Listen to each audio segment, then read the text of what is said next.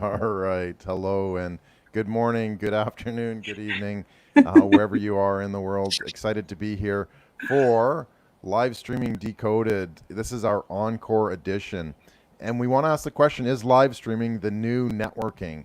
And we've got some amazing guests here that we're going to really dig into that and see what we can actually come up with. But I don't think live streaming is networking in the way that we typically define it. I'd say more brand awareness, building storytelling, sharing, all that kind of stuff. But we want to take a look at, has COVID hammered the last nail into the coffin of networking? Do we need to redefine it?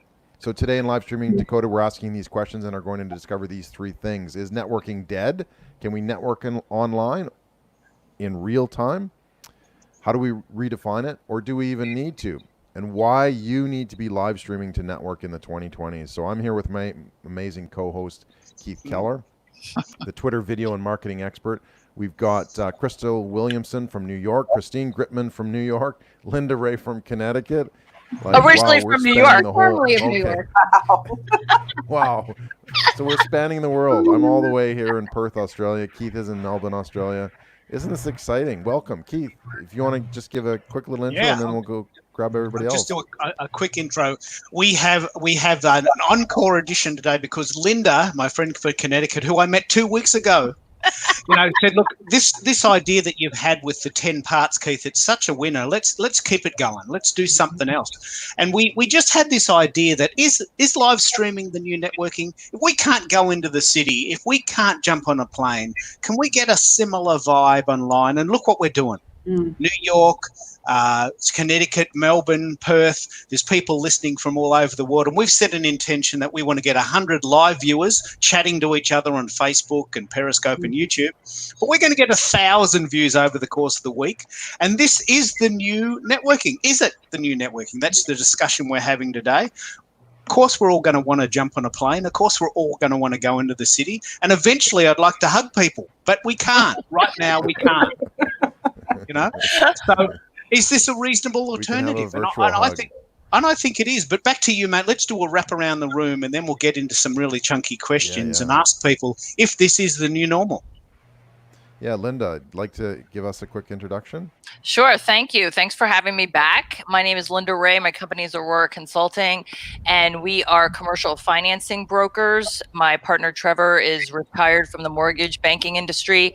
I am a licensed insurance broker as well, so we have our hands in a few different things. It's, the entrepreneurial thing that keeps us up at night, and just glad to be here with all of you.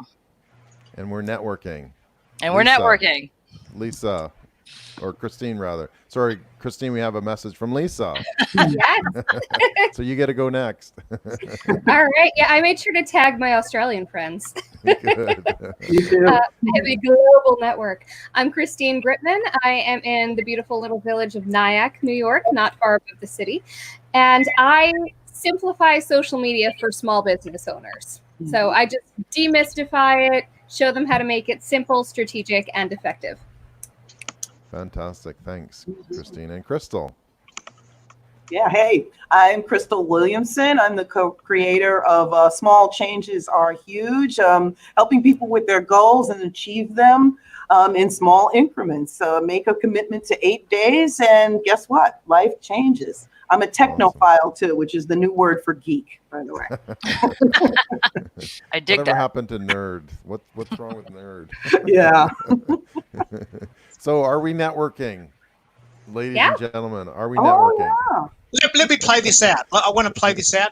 I do this all the time. This has happened to me 100 times this year. Christine and Krystal have never met each other, but they live within 100 Ks of each other. They've never met. They may never have ever met, because Christine lives in a lovely town in New York State. Krystal lives right in the heart. I'm guessing in the heart. I don't know the geography, but she lives right in the center of New York. Now, they may not have come across each other in real life, but they may know people. And they probably will be chatting after the event to say, hey, do you know such and such? Have you been to this deli? I used to go there. I loved it here. Have you stayed there? And I live in Melbourne, Australia, an hour from the city, and we're right down the bottom of Australia, and we're 26 hours away. If I ever wanted to go to New York, it's such a long way.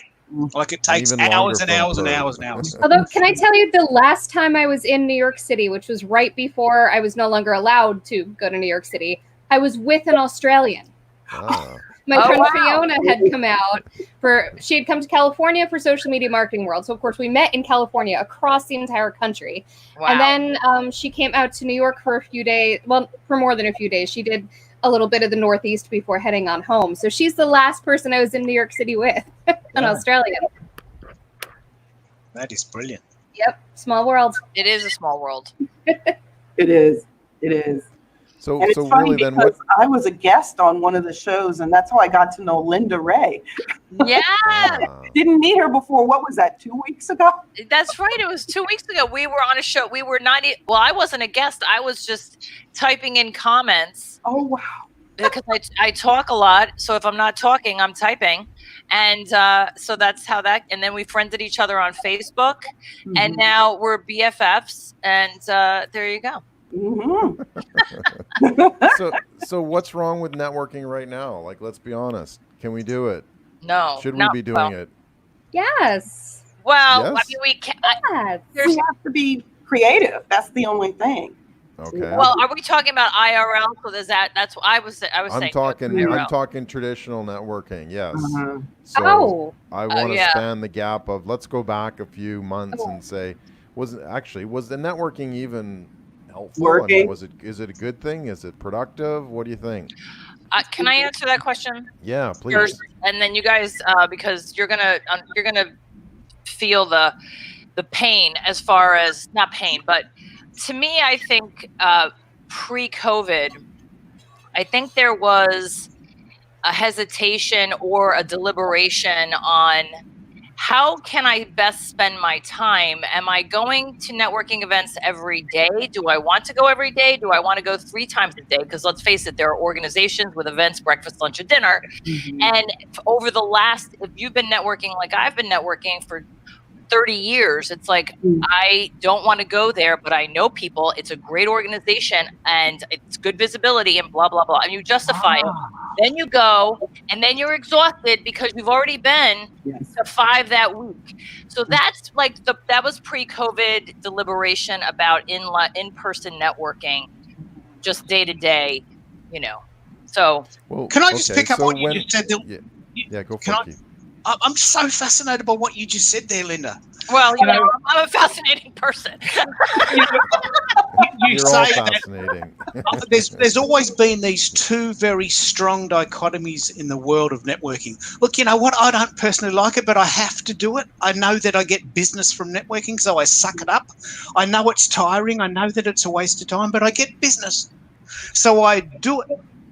And I've always heard that story, but I've also heard the other story. Oh man, I just love hugging people. I just love having a coffee and going out for tea, and I just love going into the city, and I like the buzz. Keith, But first if of you all, don't like the buzz, what? I love you, man, because the way you're like, I have to have my coffee and my tea. I'm like, dude, I need a drink. Like, is it a happy hour Yeah, networking? you're a bit tame, Keith. No, that's all right. I do drink, but I'm not really into drinking. But I do But, love coffee, okay. and I do love hanging out in the Still city. love But what I wanted to pick up on is what you just said there. That Yeah. wouldn't it be great if you could get business and not have to go into the city? If you're not a hugger, if you're not a coffee drinker, And if that's you're what's not, happening now. That's Isn't it what's great? great. But do you And hug it's not during just network about- events, Keith? And it's not just I'm about a that. It's hugger. like, I'm a we hugger. don't have to rent a space anymore. We don't have to think about, oh wow, now should we feed them or should we just have coffee? What type of people are there? So it's just not the same factors anymore, and it's much easier. I heard this in January of this year, because you know how people start their new goals January 1st, is that meetups were going down significantly from January of this year, because first of all, there are so many of them, but these people just couldn't do as much. You know, they don't want to. I'd love to go to Nyack to a meetup, but you know, do I want to drive the hour, get a car, and so on? So it was much easier to do online, and I think it's just blossomed since then. Absolutely. I've had the same experience. First of all, I rarely get down to the city, and I've been to a few New York City networking events. I've been to a few regional networking events on Zoom that I've gotten direct business from. And these are gatherings that I would not have been a part of otherwise. And also there's a group that I'm very involved with online that mostly takes place. Most of the events take place an hour plus north of me. So it's not super far away. It's still in my region. But at the same time, I mean, I have 2 small kids and I'm running a business. So I don't always get to as many events as I'd like to. And now I'm engaging with members of that group many times a week. Wow. And it's fantastic. But there is a downside. But I feel like I can address the downside later. Yeah. We'll get into that. But I think it's been great. I think that factor of not having to choose to make the time investment in quite the same way. The time investment is just the time that you're there, which is glorious and gives you energy to do more things. You can even turn off the video. If you're really not feeling it, you could just kind of be an observer. Yeah. Yeah, you can show up. Yeah, I mean, when you add in all that extra time, and I mean, networking is a decent activity, but it takes a lot of time. Not just standing around talking with people, which is a good thing, don't get me wrong, but I did want to ask, though, when was the last live networking event that you guys went to?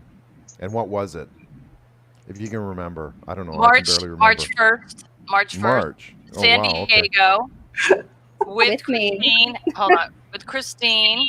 Oh, okay. And I was in San Diego. And 5,000 of my closest friends. And 4,999 people of my closest friends, exactly. Wow.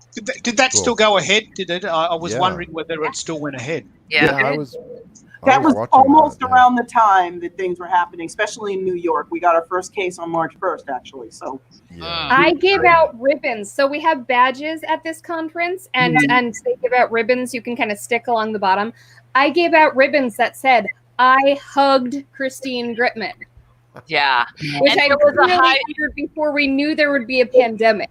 And there was a guy who was doing high fives, and there was Justin, high five guy. There was sanitizers in all the bathrooms. Did they have the sanitizer? Yeah. Yes, but there were only like 3 masks. Like this was pre-mask. But post-sanitizer. Right. Okay. Right. And Krystal, when was the last networking event you went to? The live one? I'm thinking it was possibly before February, because it was a spiritual event where there were, Reiki healers, massage people, and so on. I don't remember the exact date, but it was February of this year, and it was crazy to get to. It was like way out in an area. Do I really want to do this? It took me a long train ride, and it's like, oh, I wish there was an easier way. Well, there is, because I've seen them 3 times since this started. Oh, now I got to know where it was. and Keith, can you remember when the last time was that you went? Yeah, I haven't gone to anything this year. Yeah. So I remember I remember speaking at an event. This is why I haven't been to anything this year. I went to an event which I spoke at. I spoke on the Monday and I went on the Tuesday. And I was so exhausted from that process. I think it was November. I was so exhausted from that process that I thought, look, there's got to be a better way. It was we had the bushfires in January, February, and I got really heavily involved in helping there. And I thought, look, there's just 100 different things I'd rather be doing than going into the city. And I did get some sort of cool leads as a result of going there, which made up for the exhaustion. But I thought, look, there's got to be a better way, and I want to be part of that solution, which is why Doyle and I are working together. And we've had some cool events, and we chatted last week about me speaking in Jamaica remotely. But I haven't spoken this year or gone to an event this year deliberately, well before COVID started, because I think that this is the future. I think that this is the future that I want to be part of. I've never met Christine, but I've heard so much about her and I've seen her online, and now we're chatting. Yay! And I'm not going to go to, I wouldn't imagine I'd be ever going to go to a really cool village in New York State. Why not? I might, but the point is that I've got to get there, and it's a 26-hour plane ride, and I've got to go via Hawaii, and it's going to take me like 3 days of my life. Hawaii? Well, how do you get to New York? Don't you go via Hawaii? Of course, you'll have to go to Hawaii. I know. Airplane. You'll suffer through it, Keith. You'll suffer through it. Well, let me play this out, because I've been to Calgary and I want to play this out. We went to Canada in 1996, and we had to stop in Hawaii because obviously the planes didn't have as much range then. And I thought, look, I've got 8 hours on a plane. I'm a vegetarian. They forgot the food, right? So I had fruit buns and, salad dressing for about 8 hours. And then I get to Hawaii and I'm stuck there for 2 hours waiting. And then I get to Vancouver and it's 36 hours. I timed it. From the moment I left my house, it was 36 hours before I got to my hotel. Oh, God. And I'm thinking, look, I'm not sure I can do this again. Yeah. Right. That is exhausting. That is. But so then, I mean, to that end, the thing that I went to, the last networking event I went to in real life was the aforementioned one with an Australian in New York City, and that was Monday, March 9th.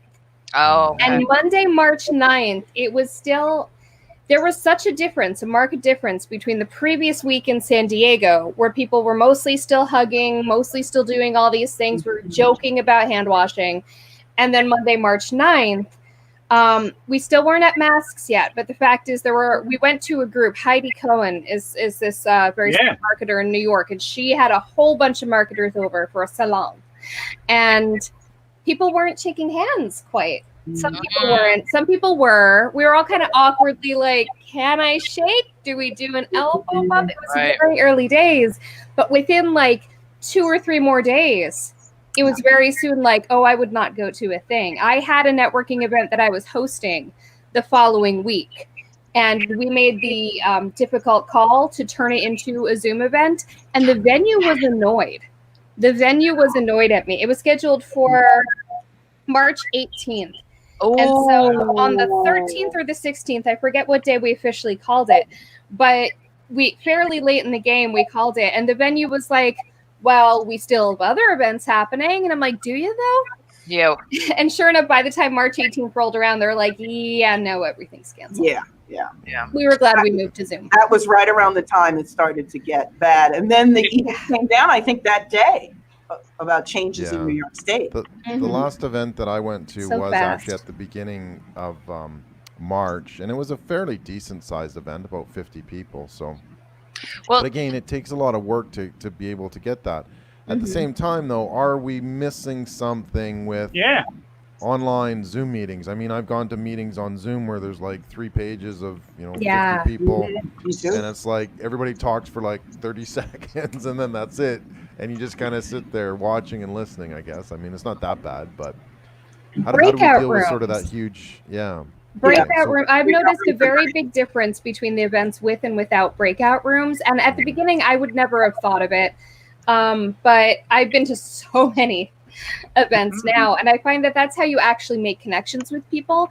And also the host has to encourage people to share their information in the chat. That has also led to some good conversations for me, because I've, piped up in the group discussion here and there, not a lot.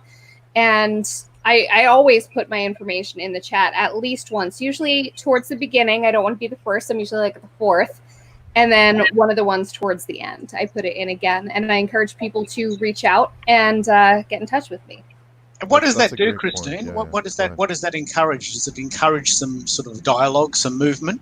I get people contacting me from almost every single one now, partially because I feel like the people who are bothering to show up to these online networking events are kind of in it to win it. People who used to go just kind of to go, or there's free cheese or whatever.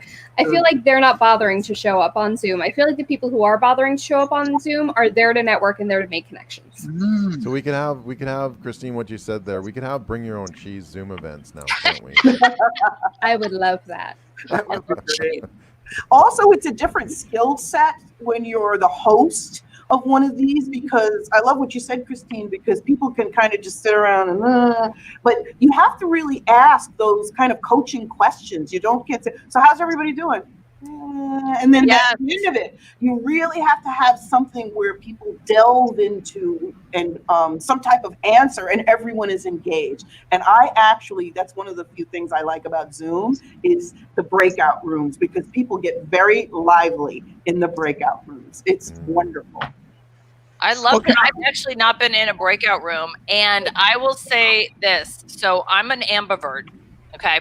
Oh. And I'm an ambivert. So when I'm an extrovert, I'm all in and on. but I'm also an introvert. And this pandemic has sort of really nurtured the introverted side of me. And I don't hate being home, and I don't hate being more quiet.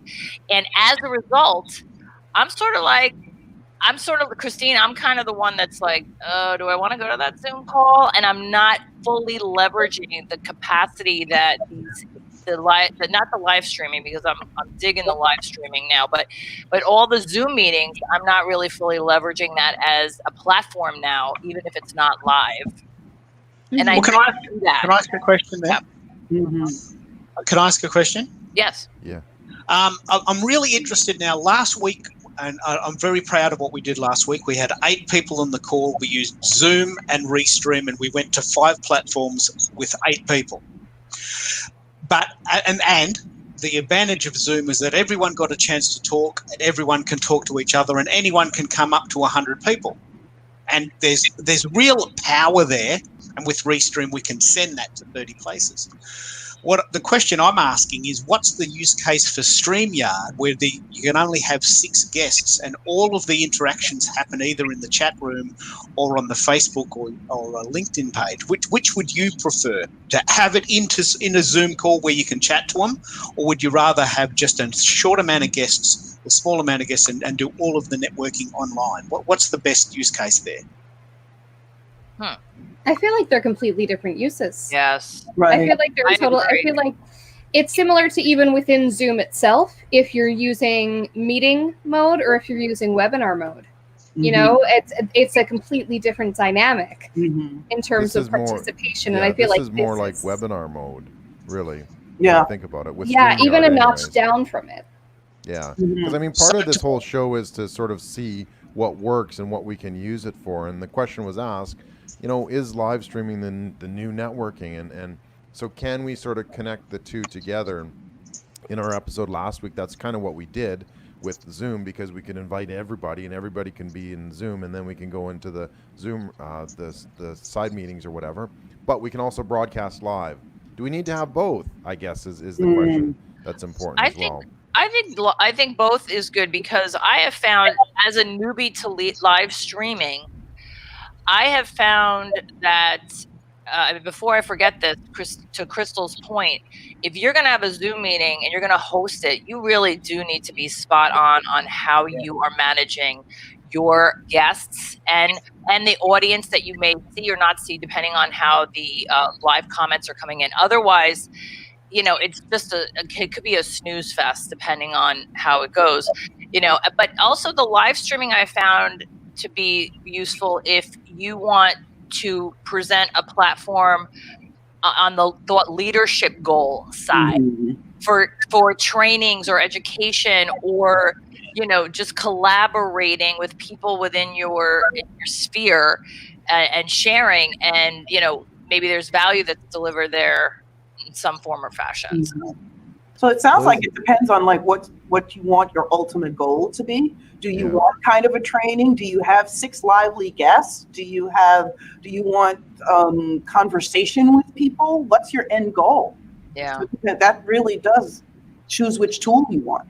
And is it creepy to watch a networking event but not from the side?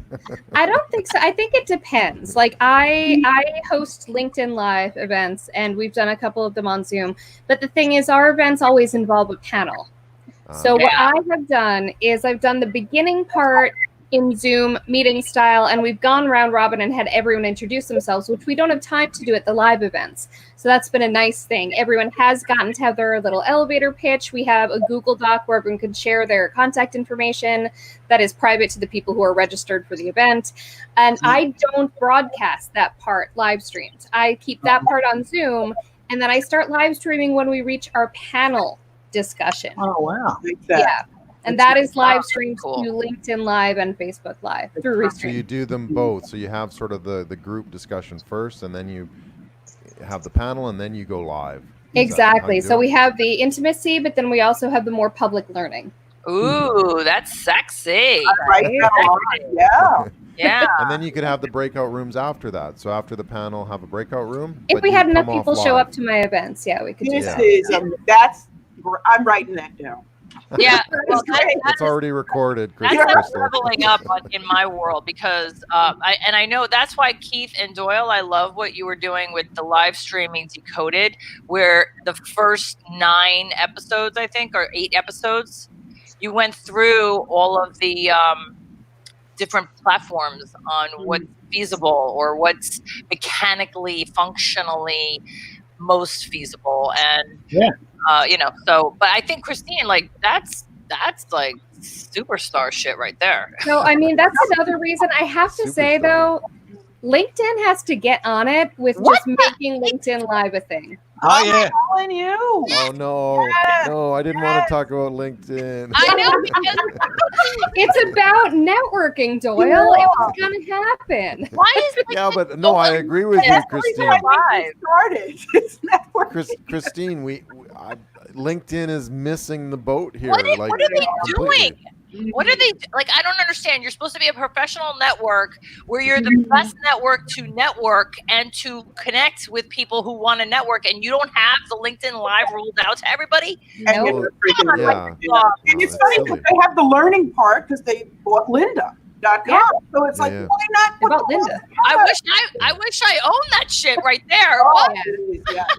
No, I But do. now Just you put can a actually line have in a it. LinkedIn Oops. story, right? Like you can have LinkedIn That's stories, which they basically. worthless. Give me LinkedIn I just saw Zoom. Facebook came out with Messenger Rooms. LinkedIn should have come out with that. LinkedIn does give you, I'm not sure if this is including people who do not have access to the LinkedIn Live beta, but I'm pretty sure it does. You can create an event on LinkedIn now as your company, and you can live stream into the event. I've done it with Restream. It's been great, but that's still very limited.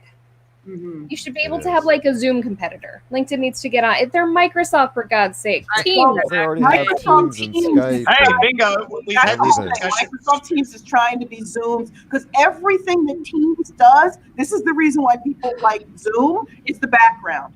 And guess what? That's what Teams picked up on. No, I don't want people to see my messy house. Yeah. From what I hear, Teams is awful. But the fact is, it's better than nothing. So Yeah. really, LinkedIn needs to just reskin Teams and just slap it out there. And it's perfect for corporate because that's the Yeah. thing about Teams. It's more corporate. LinkedIn would take the other part of that market. Mm-hmm. Let me ask you, Christine, how did you get it? Doyle has asked 4 times. I'm playing an experiment. I have told the world it's June 2020. I have applied for LinkedIn Live. Let's see how long it takes them to get back to me. Well, we're the really stupid part is that I have it on my personal profile and I still don't have it on my company page, which is very frustrating because I'd rather have it as my company page. But a friend gave me some good tips. One of them is to engage a lot with people who do have LinkedIn Live, engage with their LinkedIn Live broadcasts. And also a lot of the people who were very early on the beta of LinkedIn Live and have been the heaviest users also have a lot of people on that product team looking at their comment thread and seeing who engaging users are. Interesting. So that was a tip given to me. So I started, going fairly heavy on a couple people's comment threads there, and the product people were able to see me. I also did ask a few of those people. These were the very early people. So right now, someone having LinkedIn Live doesn't necessarily mean that they're on the product team's radar, but back then they were. And so that really helped, and some of them even put in some good words for me. Well, how long did you have And it it's for, kind of Christine? wasted. I'm not sure how long I've had it for. Because they just unrolled it in Australia like probably just over a year ago, I think. So it was in the U.S. and Canada prior to I've that. had I think, it by since about- the fall, at least. Okay. At least since last. So jelly. I'm so Yeah. jelly. It's wasted on me because honestly, the ways that I want to use it are for my company page, and also I just keep not getting traction on what's going to work because I get very deflated by a lack of engagement. Yeah. And LinkedIn audiences, you can have a lot of eyeballs. The engagement I'm hearing across the board, the engagement on LinkedIn Live is just lower. Yeah. Wow. It's a different type of platform, a different type of behavioral. But It's interesting because I think they're thinking in LinkedIn, at least some of the users with LinkedIn, because I've written articles and people have read the articles because you could see the comments. So I think maybe they're thinking more of a highbrow thing. I don't know. Yeah. Krystal, I find that surprising though, because you have so much content. You have your live Friday noon show that you then turn into a podcast that's also on YouTube. And you have some heavy hitters on that podcast. And for the first 3 months of 2020, I decided that this Facebook Live show, which I've had since April of 2017, I decided to simulcast it every week for the first 3 months of 2020 to Facebook and LinkedIn and YouTube. And To I do got... the comparison. Sorry? To do The comparison. Yeah. And What happened? Hey, there we are. LinkedIn... Yeah. So YouTube, I got crickets. YouTube, I got nothing because I haven't invested in growing an audience there, and it just didn't happen. So now I just upload it later, the recording. LinkedIn, I technically got views. I got no comments, and it was really kind of, I kind of didn't feel like it was worth it to me. Plus, my audience is more of a Facebook audience because I work with people who are kind of beginners at social media for the most part. So if they're anywhere, I don't know. They just weren't really into the whole watching videos on LinkedIn thing. They're not. Can I pick up on a really key point that you mentioned right at the start, and we haven't? And a big hello to Dino, good mate. He's from Perth, isn't he? Yeah. Well, he is. Yeah. Hey, Dino, if you have comments about LinkedIn Live, I know, I'm pretty sure you're on LinkedIn Live, Dino. So yeah, we'd love to hear your thoughts. Please send us another comment. But thanks for joining us. Go ahead, Keith. I want to pick up on Christine's comment right at the start. She goes, "Keith, can we start? I want to do my watch party." So, Which is we've talked about LinkedIn and how there really is nothing going on there. Sure, some people have it, but nothing happens. Tell me about Facebook and watch parties and why that's so much better, and how is that for your engagement? When it comes to any social media platform, the smart thing to do is not to figure out how to crack the algorithm or outthink the algorithm. It's to work with the algorithm. These platforms, especially Facebook, are very clear about what they want. And the way that they show that is by giving you reach or not giving you reach. So they've shown that they want people to use groups because when something happens in a group, you get a notification right away. They've shown that they want people to use watch parties because when someone shows a watch party, you get a notification about it. And there's actually something that I've been trying to encourage a lot of people to do. I just talked to someone literally today about it. She has on her personal profile lots of friends, and they see her stuff.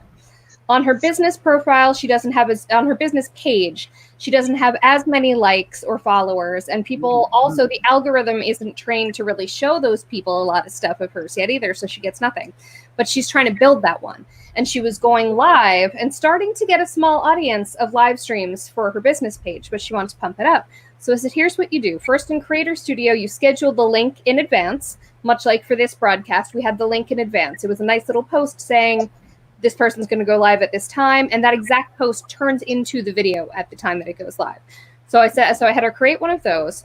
I had her share that post to groups and such. And then I said, okay, when it goes live, when you go live as your page on your computer, have your phone at the ready and be at that post. Like navigate to your own Facebook page to that post that says so-and-so is going live at this time. When it goes live, start a watch party as your personal profile because your personal profile gets the reach, right? Your personal profile, they're going to get notifications in your friends' feeds, but it's still your company's video. So you are going to be using the reach power of your personal profile to get reach for that business page's video. That's what's happening now too. The watch party always definitely ups the reach. Yeah. And the more people that are on a watch party, this is just a personal thing, I thought, ooh, what are they doing? So it's really very interesting. Well, in this case, they're watching some amazing people talk about live streaming in LinkedIn Live. We actually have Keith pressed the wrong button, so he kind of dropped off. Yay! I got so excited. I got so excited by this idea of a watch party that I had to go to Facebook that minute. I'm an Aquarian, right? I'm an ENFP. I got to do it now. Look at that. ENFP. My son's an Aquarius. This is starting to make a lot of sense. Oh my So, God. I'm an Hey, we've got Aquarian some ENFP. We got some comments from Dino. So yes, he has LinkedIn Live. Got the frustration of only having it on a personal page and not a company. Cool. Yeah. So It's annoying. and then I was informed to request LinkedIn Live every 3 weeks with a different aspect on the value that you'll be delivering. Mm. Pass that on to 3 people who all received access over the interesting. first few months now. Mhm. That's Interesting. cool. Yeah. That's interesting. Yeah, that is cool. So I guess be persistent is what Yeah. you're saying, do you know? But Doyle, you've been persistent for a while. Yeah, I've kind of given up hope. Well, we had last in January, I think was the last. You also time I have to applied, show so- value, though. Yeah. Well, that was the thing was I was going to do yeah, you're right. There's no value here. Because we're going to actually trash There is LinkedIn on every tonight. episode. Yeah. There's No, but it was a show designed specifically for LinkedIn as well. Really Oh, was what I was man. proposing at the beginning. Well, let me So- pick Yeah. up on what we've just said there. Linda picked up on this, and it's really important. We have decided, Doyle and I, that we're the guys that are going to bash about, and we're going to try every single platform out there, and we're going to give you a decoder. The good, the bad, and the ugly. And, Yeah. if you want to see the ugly, watch the Restream show. 30-second delay between me speaking and my mouth moving. I mean, it's unwatchable. But we are the evil Knievel, the crash test dummies of the live streaming world. We are playing with this because there's people that are too scared to try it. And that's what this show's about. Is live streaming the new thing? Is it the new networking? And just have a go. What, Christine? Christine, tell them about you're doing a thing. Yes, I am. Doing a live streaming. Linda, you're the best wing woman ever. Yeah. So I'm doing in July, which starts really soon, in case you didn't know. July's really soon. I'm doing a month-long, small group, intensive group training program for people getting started with live streaming. Newbie. So, yeah, so the first week is going to be sort of, the head junk and figuring out sort of what we need to learn. And it's a small group, so I can also adjust, to what people need. And I'm having an individual meeting with people at the beginning to see what people need, because it's a small group. I can change things. The second week is about stuff before the tech. So, figure out what your background will look like, figure out what you're going to talk about, figure out how to be interesting, figure out what Strategy. platforms you're going to go on. Yeah. And then week 3 is the tech, your lighting, your camera, your sound. And we're going to have demos of StreamYard and Ecamm and BeLive from special guest experts who know more about live streaming than I do. And they're going to have tips throughout. And then the 4th week, we're going to kind of do a recap. And hopefully everyone will, be able to push everyone just out of that nest to go live. So that's going to be, you can check that out at bit.ly/live streaming month with a capital Okay. live, capital streaming, capital month. Well, Bitly live streaming. I'll type that in now. I'd be remiss knowing this intel without sharing it, because we're talking about this whole event right here, right now, is talking about how live streaming is the new networking. And because even if with states reopening and having events, though physical distancing, it's not yet ready to. There's no convention center that's going I'm to not shaking anyone's hand. right, and there's not going to be 5,000 people anywhere anytime soon that I can believe. But I don't want your business card. right, so I think though there is something to planning out, and this is marketing 101 stuff. This is strategy on how you're going to present what value you deliver, what products and services that you have that you still need to sell, because who needs to pay their mortgage still? I need to pay my mortgage still, And so how are you going to do that? You're going to have to get online, and if you're not doing video is great, and I love doing video. I love editing video. But live is just challenging your fortitude on just flubbing it if you're going to flub it. Like right now, I'm going to go, like when Keith sends me this file, I'm going to go back and I'm going to edit the heck out of it with little nuggets to then have it just as, promo stuff. Here's Just don't Linda edit sounding me out. really smart. Yeah, after I've said 13 or, whatever. But yeah, I don't know. I think live is going to be the way to go to demonstrate your expertise, your thought leadership, and just promoting what it is you're. So how do we connect the two then? Christine, you talked a little bit about that earlier before, that you can have sort of segmented it into an intro session and then a panel session and then a side panel session kind of thing. How else can we integrate live streaming into networking? really deeply encouraging conversation, making sure that people show up live, which itself is a bit of sorcery there, kind of alchemy. Well, that's interesting. Yeah, go ahead. Sorry. So making sure that people show up, but then really encouraging them to tune in. And I've seen actually chat bots, which are yet another level that can enhance the live streaming experience and the networking experience. I haven't done this, but my friend Kelly Noble Mirabella, queen of chat bots, she did something for a live stream for Agora Pulse, where first of all, we all got notifications that the live stream was happening, so to tune in. But then during the live stream, they actually said, if you put this particular word in the comments right now, we will send you a special discount on the guest's, program. And so I put in the word, and sure enough, while I was sitting there still watching the video, a little messenger window popped up, and it said, "Hey, please confirm that you're interested in this discount by clicking here." And I said, "Yes, I want it." And they said, "So here's the deal." And this message, this is just in Messenger written. It said, "We're happy to offer you a 10% discount right now. But if you also share a post about it, literally right now, click here to share a post about it, we will give it to you for 50% off." Wow. Right there in the Messenger window. I didn't have to leave watching the live stream. It was incredible. This person got crazy sales on their course because they had people not only signing up then and there while watching their live stream, but also sharing it out to their friends. It was incredible. So that's one way to really make a live stream more interactive. And Facebook is also coming out with more interactive tools during live streams as well. That's social selling 101, isn't it? Yeah. Right. Does that become too much of a selling? Because let's be honest, back in the day of networking, events, business card exchange, the people who come up to you and say, "Hey, come buy my shit," are the ones that are annoyed and you don't talk to them for the rest of the evening, right? Yeah.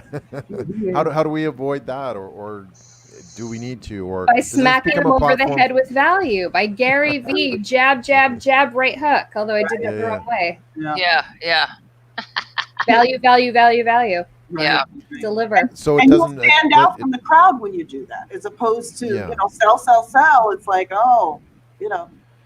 this is different. It's different. Right. From a place of integrity. We talked about that recently. Remember, coming from a place of integrity and authenticity in one of the other live streams. So is it okay then, for example, in this case, if Keith and myself, we're the Livestreaming Decoded hosts, right? If we offered our program as part of that live streaming event, is that cool, or is that not cool? Only if you're keeping the whole thing super engaging and interesting, and you've already knocked me over by teaching me cool stuff. Right. Okay. So that's it. So we have to teach first. So a live streaming networking event really has shifted a lot in terms of just random activity, right? Random people talking to each other, grabbing some cheese and talking to somebody else and that sort of thing, to something very specific. Right. There's a pattern, there's a flow, there's a process. Right. Do you agree? Well, I also think too that to this point that you're talking about with the value, you need to have some tight strategy going into your broadcasts so that you know what you can give away for free, and so that you know when the time, what you can deliver within the confines of not giving, not spilling your candy in the lobby kind of thing, Sandler training. And then, to then be able to make that offer without feeling slimy about it, because you are delivering value. But it has to be tight. You have to really kind of have that as a program, an agenda, an itinerary for yourself to be able to go live. And then, because like Doyle, you're asking the question. That's a great question. How do you do it? It's got to. So if you're having a networking event, Linda, you set up a live stream or just a Zoom that you might sort of intro and then go live as well. If you're teaching people, that's okay to sell to them. I think so, for sure. If you're delivering value, if your objective when you go live is because ultimately you want to make an offer to someone, I don't think there's anything wrong with you're presenting value and you're promoting your products and services and you're making it available for them to consider. I don't think there's anything wrong with that, because how are people it's a call to action. It's a call to action Part Well, of look, a very good example here is that, and I didn't know this, and I put the link in the chat room, and I think it's case sensitive because it's not working for me. Oh. But here's a really great example. Krystine comes on the show. And I didn't Not- mean to sell. That was No, Linda. there it is. And What? so Oh no, you weren't. it's 9 o'clock at night on a Wednesday night for Krystine in New York, and she's taking time away from her kids and watching TV and having a cup of tea or a Or a drink glass if of you're- wine. and so therefore we now know that if you want to know more about live streaming, Krystine has a month-long course, which I can't wait to hear about. I can't wait to take part in, because she's going to talk about what to do before the tech starts. You know, you just don't push record and go. You've got to have a strategy. We had a strategy. The strategy was we're going to do 10 parts. We're going to try the show live. You're going to get to see that this is StreamYard. How does it look and compare to Ecamm? How does it differ to BeLive? How does it differ to Zoom? We tried Restream. It was a disaster, but it's funny. Yeah. That was our strategy. It's like a Yeah. no strategy, an And Aquarian we're on strategy. episode number 12 too. Now, have you tried Forgot to count. Instagram Live yet?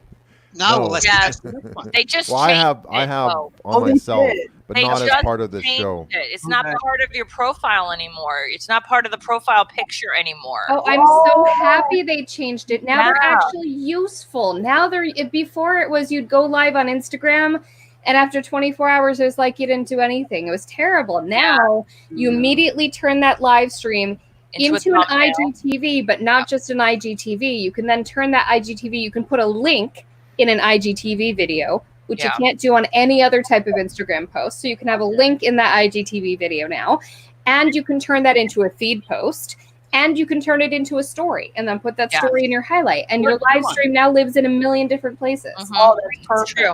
That's much True better. story on the stories. Yeah. Yes. On the privacy thing, should people not come then if they're concerned about being broadcast across Facebook? Do we need to sort of identify that up front? Yeah. If you join this networking Yeah. event, we're going to be broadcasting you on Facebook. Yeah. So And that can be a disclaimer when you have Yeah. the event.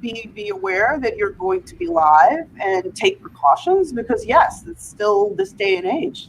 So it's and everybody's concerned about privacy, and that goes with all of these streaming things. You know, you Yeah. always have to make sure that you keep your private life private as much as possible. so clean out the background. Yeah, right. Or have that Zoom thing in the back.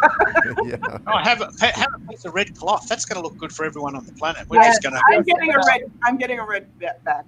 Yeah. Well, is that digital? Get another Christine? color. Christine, is that digital? No, this No. is a crappy curtain from Oh, okay. IKEA hanging on a clothing rod. Oh, right. Okay, In yeah, fact, you it's said got that. it's got wrinkles. I need to steam it. That gives it texture. Well, so Doyle and Keith, let's just talk about the whole thing we were talking about with the delivering value and not selling, because you've done 12 events, and this is my second one with you, and I have not seen you once say, "Hey, we have a course or we have an event," and it's paid. Like, you don't have a paid anything going on. This was all just, "Hey, free stuff for you. We're awesome." I don't sell on my live streams either. And so, how do you structure your stuff with the live streaming so that you can kind of bring it back to what you do, because you live in the digital world. You guys are offering digital services. So what would you say to that? I know You go you're first, the- Dylan. Yeah, No, you know you go you're first, the- Keith. but I'm going to ask you the question. All right, I'll answer the question. There's a scene in Groundhog Day. Has everyone seen Groundhog Day? Oh yeah. Yesterday. There's yesterday. Everyone has seen Groundhog Day, and for the first half of the movie, the Bill Murray character just says, "Oh, look, I'm going to get drunk. I'm going to drive off cliff. I'm going to pick up girls. I'm going to eat what I want." And there was a moment in this COVID early April that I said to myself that the world is starting to feel very Groundhog Day-ish to me. This is the true story, to pick up on your comment, Linda. We at the start had no agenda at all. No agenda at all. It was just, in order for me to survive this, we're stuck at home. I can't go out. I wanted to do something useful we decided that we would do a 10-part show teaching people to do this. And that we didn't yet know how to do it, but we were going to learn and we were going to teach as we go. So the agenda was, we're going to have a 10-part show. We're going to try things. We're going to test them live. We created an agenda, a 20-part checklist. And we knew that one day we'd come out the other end and we turned it into a product, and we will. Doyle, and we'll talk about this in a minute, has a challenge coming up, a 12-day challenge. We will probably turn this into a product. We've already been asked by several people who have run physical events to help them now run Zoom events, because they're taking money with checks and in the mail, and people have to come and drink coffee in a room, and they're not used to this. So we have gone out to the world to say, we are doing it and we are learning it, and you can trust me that I know what I'm doing now, because I'm doing it.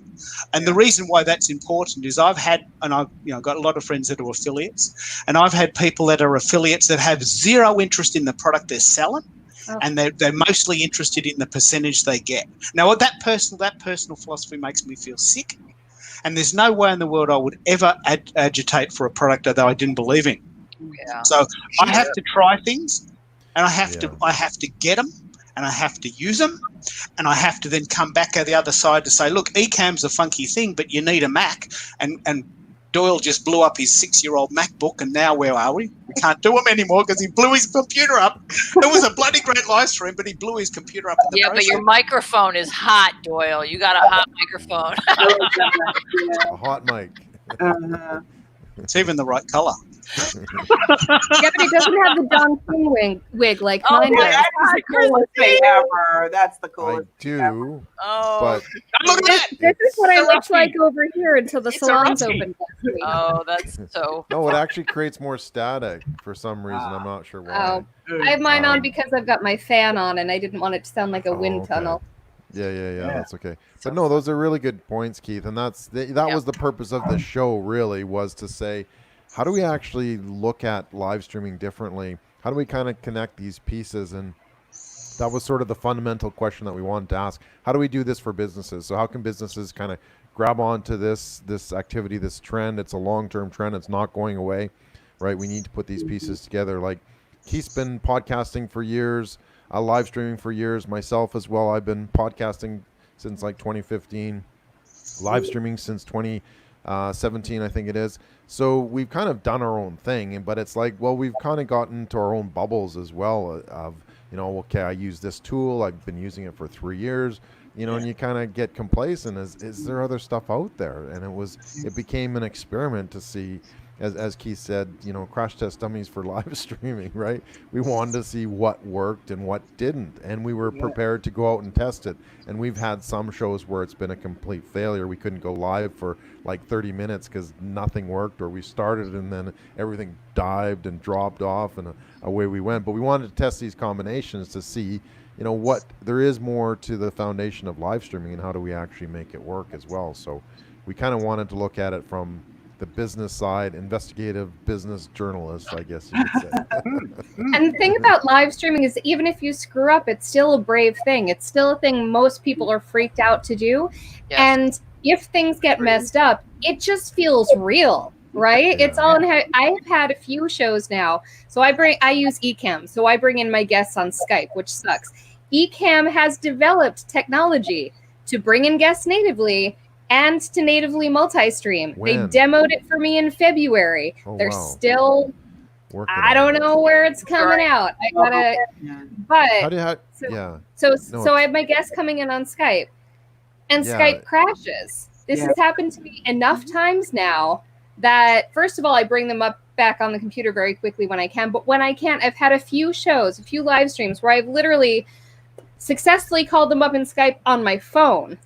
See, my computer crashed Skype, but my phone was fine. And I brought them up, and I've learned where to hold them so that, like, they're by the microphone and you can hear them. And That's brave. That's brave. it's ridiculous, but that was not I wasn't that slick the first time Skype dropped my guest. No, it takes some time, and we're willing to do sort of the heavy lifting and see if yeah, no, this combination does not work at all. And that'll So make people trust you because they know you're not going to claim to That's know right. something you don't. Right. Right. And, you know, quick we question. chatted last week about Gary Vee's first episode of Wine TV, which is hilariously bad, and he'd be the first person to admit that. Mhm. Yeah. But he's done 1,000 shows since, and his last show is unbelievable. And so he takes 1,000 hours to get good, but he has to start. He has to Yeah. get moving. Yes. And when we get good, we don't become good overnight. Well- we become good because we're practicing, yeah? We become Yeah. good over You time. could compare that to other things. Well, yeah, Well, I Krystal, think I want to ask you, Krystal, how do we start? Like, how do we begin this process? And you really just have to jump in with both feet. And it's interesting. Thank you, Christine, for mentioning this, because it's what is it? Public speaking is the 95% of people who don't like to do public speaking. This is an extension of public speaking. And what's Correct. even worse, as opposed to 50 people seeing you, there could be 5,000 or more. If you're lucky. And If you're lucky. falling on If you're your lucky, yeah. you're falling on your face in front of all these people, and my self-esteem is screwed up, and just all of these things. And it's funny, my very, very first YouTube video, I think my hair was bad. I just said, I'm getting this done. And that was 3 years ago. You know, and now I'm not an expert at it, but at least when little things happen, Yeah. it's like a muscle. You really have to work with that muscle. Yeah. There's It no is, other way there's no other way to lose weight. Eat less and work out. You really have to do it. Also, another awesome thing is that the early days when you probably suck, no one's probably watching. Like Yeah, it is a curve. Like as your audience develops and you get better at it, you grow together. So when you fall on your face, it's probably in front of like 3 people, Right. Yeah. and you can Right. take down the replay. Right. That's what I tell myself every time. I probably suck. I'm going to do it anyways. Right. Let me anyway. pick up on that. Let me pick up, and I want to hear how you're doing this, Christine. What Doyle's idea was for the challenge, and let's play this out because this is what Doyle wants to do to take it to the next level. This is my pointing to Doyle thing. Am I going the right way? No, it's He's not. up. No, this way. He's One of those will work.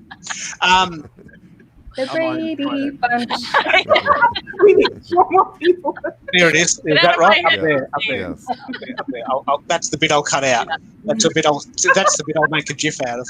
Wait, I keep You know, getting it so wrong. the challenge, there it is. The challenge is that Doyle had this great idea that if we do a challenge, we'll create a Facebook group where only the Facebook group people get to see your challenge. Yeah. And you've got a community of people saying, mate, no worries, I'm here with you.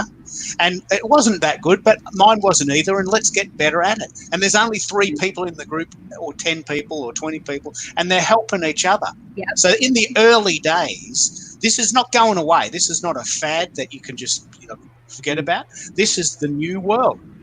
This is the new way that I want to communicate with people. I will eventually go in the city, and I will eventually get on a plane, but maybe not for a while. Linda? So I also want to add to the point of the head trash or the weirdness of not the fear, right? There's fear. Yeah, fear is it. Yeah. Fear, because people are comparing themselves to Gary Vee, who's maybe done 10,000 videos and you're on your 3rd. Or Oprah Winfrey. You Yeah. can't do it. Not only that, but if you don't start, you cannot celebrate progress. Absolutely. You can't. Yeah. You can't even. You have to start somewhere, and it's not going to be perfect. When Trevor and I started our videos, we were using the photo booth on our MacBook, and then we have 11s, 2 11s, and we used one for the audio track and the other one. And these 11s they're pretty awesome, And so I have a DSLR. I don't use it. Anyway, the point is when it gets to gear, you can get insane. I have a studio lamp here, but we always didn't have a studio lamp. We were by a window. I mean, it's just, you start. You just start. Because people aren't looking at you the way you think they are. They want to hear what you have to say if they're tuning in for the purpose of whatever you promoted that this video is about. That's what they want to hear. They want the other thing I want to pick up on is that there's been an enormous amount of creativity in several businesses locally, and the businesses that are not trying things have closed down. I mean, they just don't exist anymore. So it's like you really do have two choices: try something or go away. I mean, the businesses have just closed the doors because they can't innovate. And then there's other companies I've seen, cafes that are selling firewood, or people that have had something coming out for Mother's Day, and they had little flowers and chocolates, and they're actually a cafe, but they're selling flowers. And what they're doing is they're thinking differently. And by us thinking differently, we will survive and maybe even thrive, because for all of the people that are trying live streaming, there's probably 99% of the population that will never try it. So we're all right there. We're in the fast lane. Right there. No, absolutely. And that's the thing too, is that you can use live streaming to connect with new customers too. And it doesn't matter if they're around the block or, across the city or across the state or around the world, right? That is the fascinating part of it. That's so powerful part for businesses right now. And they feel like they know you. The know, like, and trust factor is never, nothing will build it like live video does, because they feel like they know you because they see you showing up week after week after week, even if you're falling on your face, even if they're watching it like a car crash. They like you because they like your demeanor, or they don't, but they kind of feel like they know you, and they trust you because you're coming at them straight. Almost anyone, I shouldn't say anyone, most people could sound smart if given a script and the opportunity to film it numerous times and had a good editor. Most people could sound smart if you really put all that in front of them. Not everyone, but most. Not everyone can sound smart live. So they trust you because you're able to just speak, somewhat extemporaneously. Correct. Some people can look smart and sound smart too, even. Yeah, if you could do both, man, that's like. Oh my God, I can't do that. I'm going to do a GIF of that. I'm not even going to try. I am not even going to try. That is good. That's good. That's a GIF. I'm going to do a GIF of that. I might be the only one in the world that calls it a GIF, but I'm going to stay with that. The creator calls it GIF. Yeah, but the creator is wrong. Yeah. I did hear somewhere that there's some science behind when your face is as close to the camera as it is. There is. When you're in conversation, yes, there is. There's a deeper, faster connection that's made on video when you're this close, tight in onto a camera. So I don't know if that's true, but I heard that's science. It is. Right? There's neuroscience behind that. There's also neuroscience about keeping eye contact. There's neuroscience about showing your hands. It shows that you're trustworthy. There's all sorts of neuroscience. Stephanie Liu, L-I-U. Stephanie Liu is not only a spectacular live streamer, she's a hypnotist. Stephanie, yeah. She's a hypnotist, and she's a certified neuro-linguistic practitioner. Yeah. That is amazing. That inspires me to want to get certified for NLP. Just right. I can hypnotize my live audience. Just to deal with people on a daily basis, I need some NLP training for my own community, okay? Yeah. But she does all this anchoring stuff. It's amazing. There's so much, but there's a lot that goes into that. And on a very basic level, why do we watch videos in the feed? We're hardwired to see, there's a thing that's moving. It catches your eye. Yeah. Is it a predator? I mean, if you really go back. Yeah, that's true. I'll say, though, I want to just give a shout out to the people who have no interest in live streaming, who don't need to do any live streaming, who have probably jumped on this video on any one of our watch parties and tuned out as soon as they saw that we were talking about networking and live streaming, except for my friend Tom Ina-Carey. If you're still on, Tom, hi, Tom. And he made some comments on my watch party. That's awesome. Not everybody needs to network and not everybody needs to live stream, and they still make money. I was in the financial services. I'm still in the financial services industry, but when I was a financial planner, I knew rock star planners who they were like, "Why are you going to all these events?" I'm like, "Why aren't you going?" And I'm like, "Because I've $30 million in assets under management." So I was like, "Okay, well, I don't." So, but it's for some people and it's not for some people. It's So not for everybody. It's not for all businesses as well. Well, can so- I pick up on that? I'm going to show my hands. Yeah, I'm a trustworthy guy. You know, tell me then, for all those people that don't want to put their face in the camera, and it is very, very intimidating. I don't particularly like the headphone look, and it's Put someone You're else's awesome. face. Should have brought that out when we were talking about Groundhog Day. Earlier. Yeah, right. what about the idea? What about, and I'm very interested in the group here, this is a bit impromptu, but what about the idea of a podcast? You can still hear me, but you can't see me. That's a safer version for those people that don't want to go out And there. it's still Does anyone intimate have because it's like being on the phone with you. Yeah, Absolutely. what are your thoughts? And there might be an excuse because there's still somebody who said, "Oh, I don't like my voice." You might still hear background noise. So it's still about taking the fear and just jumping in and knowing you have some content and just having, Christine, just like you said, we're just going to have a conversation. That's what you say to the person. Because I remember when I first started, people would say, "I've never been a guest on a show," and it's like, don't worry about that. We're just having a conversation. And I didn't say the rest. And there could be 1,000 people listening. I didn't say that. But we're just having a conversation. If you keep it that simple and straight, and then just jump in with both feet, you will learn and you'll grow. That's always been my thing with all of my clients I mentioned. Just jump in. it's a Key is being practice. able to do that. Chris, Yeah, you are practice. right. It is a practice for And sure. even if you've done like a lot, like I've done hundreds of live streaming, and sometimes if I leave it for like a couple weeks and don't do a show, it's like I forget what button I'm supposed to press or should have pressed, and kind It's of that miss muscle. Remember I talked about that muscle. You got You got to to keep on doing it. But, So I want to wrap. but is it? Well, okay, let's wrap it up. We Well, can yeah, come yeah. back next week.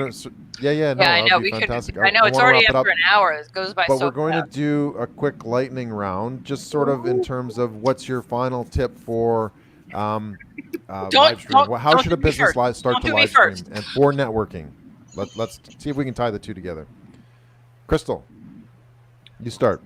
What was the question? I'll put you on the spot. I was talking. What was Your the number question? one tip for live streaming, and if you can weave in networking, please do so.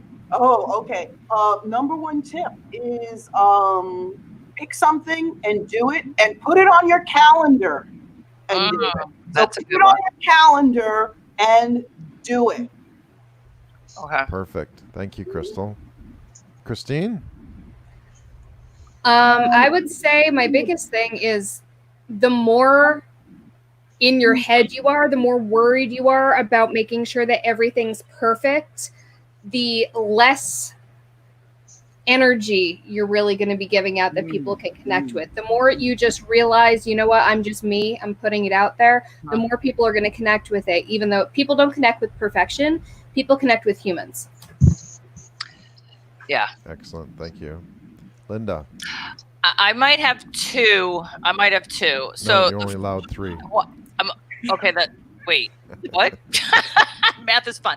So my first one is if you got the head trash like Christine was talking about, like what we've been talking about, then do video with stories because they disappear in 24 hours, and do some practice with that.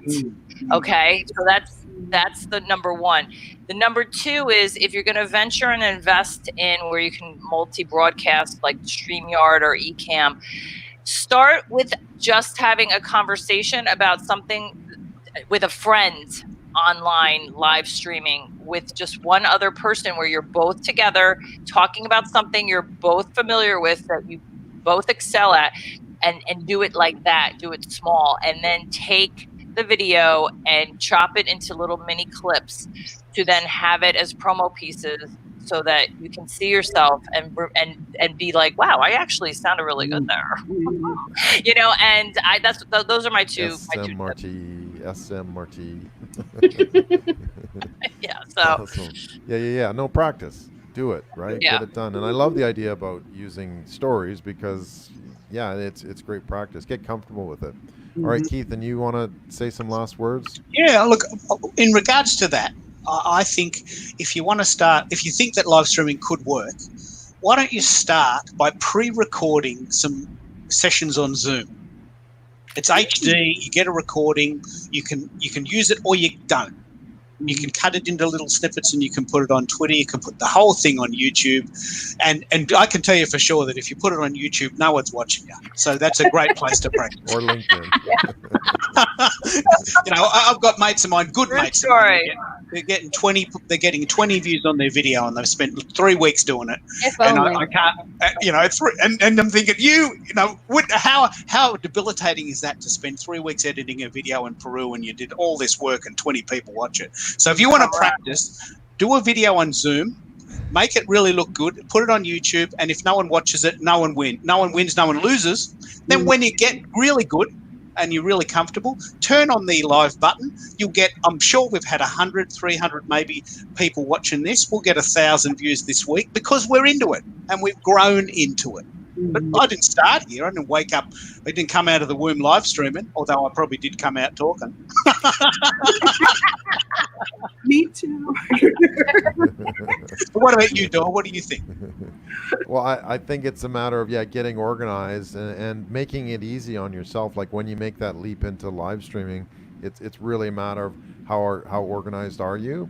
And I personally, I get myself organized, so I kind of reduce those fears. And again, even today, after doing a lot and working in this area for quite some time, your finger kind of shakes when you're about to click the go live button, right? It's like, ooh, do I really want to go live? Yeah. So, you know what? Make sure you've got a plan. I write out some talking points and some questions and that sort of thing to keep myself organized. And it's wonderful too having like a fantastic host like Keith, rather, who can kind of manage the tech or go and share it or whatever the case may be, and then some fantastic guests as well, which is really important. And I just wanted to shout out, how can we actually oops, sorry, I missed that one. How can we get in touch with you? Krystal, I've got your Twitter here. Yep, that's right. Coach Krystal. Yeah. Christine, we can reach you at C Gritman. Which is amazing. And follow you. You've got some amazing stuff, Christine. Thank you. Right? And Linda as well. Thank you. With the underscore at the end. Yes. Don't forget the underscore. Yes. As well. I was having an identity crisis. I needed my name to be Together. Awesome. And you can reach Keith at Keith Keller and myself at Doyle Bueller on pretty much every social channel out there. So just in closing, thank you so much for watching the show. Please like, comment, share, and subscribe as well. Thank you so much for doing that. If you do want to sort of learn more, we do have what we call the Livestream Launchpad, which basically highlights a lot of the episodes that we've done, the criteria that we've used as well for businesses. You can kind of go through that specific one. We have Keith's Twitter polls, which we wanted to go through, but we didn't have time today. And everything is there as well. So a fantastic place to start. If you'd like to look at more of our live streaming challenge, which is coming up in July as well, please take a look. And we're going to be bringing people through and trying to get rid of some of that fear as well. We have last thing, we have a WhatsApp live stream group. If you'd love to join in and talk, it's just a simple chat where we can sort of point people in the right direction, answer questions about live streaming and that sort of thing. So. All right, so thank you very much for joining us. Thank really you. appreciate your Thank you time. for having us. Yeah, it was a wonderful experience. Yeah. Two hands. I'm a trustworthy guy. Hands up. Keith, put your hands up. Yeah, there we go. Look at that. Rip, Long and Prosper. Oh, Doyle left. Doyle. Oh, shit. How do we do that? Hey, guys. That's live. Oh my That's God. live, baby. That's live. Can you get him on Skype? Can you get him on your phone? Can you get him on Now, Skype? who brings him in? He's the host. Who brings him back? You're right. All right, I'm going to sign out because my Yeah, partner's you go. like, what's happening? How long is this going to go on? You're right. Three people. Take care, everybody. Thank Good you to see so you. much. Everybody, And I'm bye-bye. going to play it on your new, I've got your new link there. So thanks so much for being part of this, and let's Thank keep this you. moving. Definitely. Ciao. See you later. Bye. Bye-bye. It's just me. Isn't that amazing? Isn't that amazing? No, you go because it's 10:30 there. And how old are your kids? Bye. You got to go They're back to your 5 and kids. 8. They're long asleep. Oh wow, okay. That's what husbands are for. Thank you so much. Let's Thank keep this you moving. for having me. Bye. See you later.